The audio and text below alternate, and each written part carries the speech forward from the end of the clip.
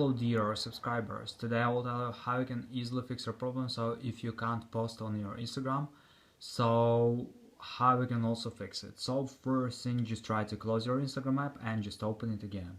And if it doesn't help you, just go to the settings, and in the settings you need to open Wi-Fi. Just try to turn it off and turn on again.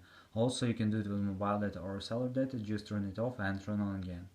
So after, just go to the general, just scroll down, just tap on shutdown, slide to power off, wait for a second, and just power on your phone again. So just simple restore your phone. And if you still have this error, so you can also just try to update your Instagram. So just go to App Store, just go to search tab, in search tab just write here Instagram.